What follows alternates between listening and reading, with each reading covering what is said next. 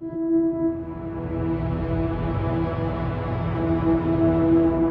office buzzed with life during the day, but by night it transformed into a quiet ghost town. With only 60 employees, it was usually comforting, even with 24/7 security. But on this particular night, working late solo fueled a different kind of feeling. Everything all right? Boomed John, the ever smiling security guard, as he stopped by my cubicle. Yep, I replied, focusing on my tasks. Yet his visits became oddly frequent, his grin unsettling, constant. His voice, too, echoed the same sing song rhythm every time. Everything all right? Unease festered. Why the repetitive checks? His predictable whistling, growing closer before his arrival, added to the eerie atmosphere. It was past midnight, and fear gnawed at me. Logic battled fear. Maybe fatigue played tricks. Still, I emailed my supervisor about John's strange behavior. My fear overran me. Relief washed over me as I shut down and hurried out, or so I thought. Bye now. John's voice sent shivers down my spine. He lurked in the shadows, that creepy grin plastered on his face. I mumbled, sprinting to my car, leaving him behind. Daylight brought doubt. Did I overreact? Then the chilling truth. John vanished, missing. No leads, no closure. The friendly, reliable John gone without a trace. Some speculated mental illness, while others felt a bizarre shift, a darkness taking over. The experience lingered, a mix of fear and the unsettling feeling of witnessing something paranormal. John's unnerving transformation served as a stark reminder that darkness can lurk even in the seemingly familiar. Exhausted after a long drive, I pulled into a fast food joint in Odessa, Texas. Does that complete your order? I was feeling a little adventurous, so I customized my meal with care. My voice projected through the speaker. The cheerful reply, however, well, it sent shivers down my spine. Again? You ate all that already? Confusion clouded my mind. What? Sorry, The cashier chuckled nervously. someone who sounds just like you placed that exact same order. Really? Wow. What are the odds? I just dismissed it as an eerie coincidence. At the window, the cashier's smile transformed into a look of bewilderment. It is you! She exclaimed, gesturing toward me. I frowned, perplexed, but before I could question her, she summoned the manager, flashing the printed receipt. Their silent exchange spoke volumes of unease. Welcome back, the manager mumbled, clearly bewildered. Was there a problem with your order? Uh, no, I haven't even. I began only to be interrupted.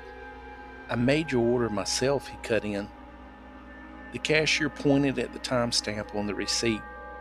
Time seemed to warp as the manager stared in disbelief. That's the same order, he muttered, his eyes ping-ponging between me and the cashier. And that's him. A nervous chorus ensued. I told you. Yeah, I did. Their mounting fear sent chills down my spine. Was this some kind of prank? Surely they wouldn't go this far, or would they? Just as the tension reached a peak, the manager chuckled, visibly relaxing. Well, the other guy had long hair, he pointed, referring to my baseball cap, like all the way down his back. You got a twin, I suppose, even with the same car. My heart pounded as I slowly removed my cap, showing my own long hair. Their expression, it was priceless, a kaleidoscope of shock, terror, and disbelief. Just then the truth dawned on me. While a prank was possible, their genuine fear spoke volumes. Maybe a long-lost twin, A glitch in the Matrix? Whatever the answer, that drive-through encounter left me with a story so bizarre it could have been a Hollywood movie. Whether staged or real, those employees deserve an Academy Award for their convincing performance. My quest for a quick bite transformed into an unforgettable, hair-raising experience. Now, I wouldn't trade that story for anything. Well, maybe a burger that hadn't already been claimed by my phantom doppelganger. I live in a pretty safe neighborhood, and I usually always lock my doors. Last night, apparently, I didn't. I then heard the front door open and someone walk right in. My dog, then he started barking. Standing in the hallway was a guy in his mid to late 20s. Oh wait, I don't think I'm in the right place. He genuinely seemed confused. He apologized and said he was coming to hang out with a friend and just have accidentally went to the wrong place. I'm so sorry. He rattled off a number that was just a few digits off from mine. He seemed nice and non threatening, but I was still kind of spooked. This morning, I was ready to laugh the whole thing off. I was planning on telling my neighbor what happened, and I casually said, "I'm sure he told you about it, but your friend paid me a surprise visit last night." My neighbor, he was quiet for a second and then said, I don't want to alarm you. I have no idea what you're talking about. We didn't have a friend over last night. "Ooh." In February of 2012, I went to visit my grandfather's grave for his birthday.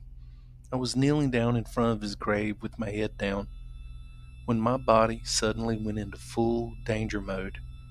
I looked up to see a man running full sprint from the woods surrounding the cemetery.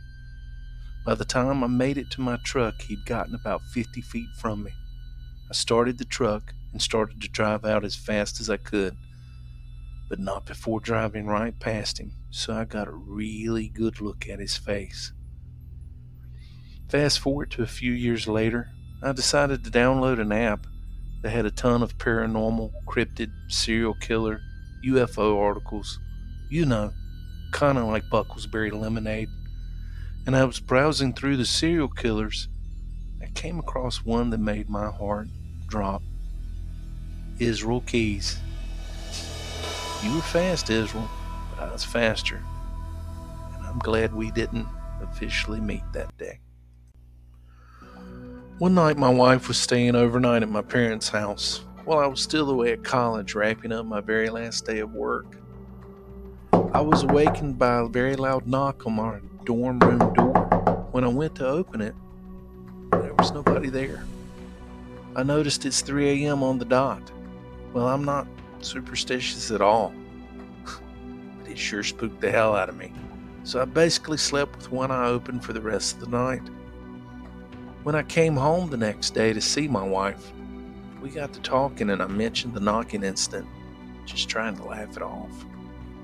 She instantly freezes up and then tells me that she also was awakened last night to find herself in front of my old bedroom door at my parents' house. And it's exactly 3 a.m. To this day, we still can't believe it. We had bought a brand new water heater and the stupid thing broke down. So we went out and rented a hotel room so we could all get showers. My husband and my teenage daughters went first. It wasn't until I was actually standing inside the shower that I saw the camera. You had to see it from a certain angle wrapped around the light, and it had a cover. I looked up, and there it was. I screamed. My husband came running in. I told him where it was, and he checked. He took the bottom cover off, and the camera fell down. My husband ripped it out and marched straight to the office, and from there a fight ensued. They called the cops, and the cops came over. The cops asked us what happened first. They took the owner in and apparently found hundreds of videos they're using to build a case on him. So beware. Check everywhere before undressing in a hotel.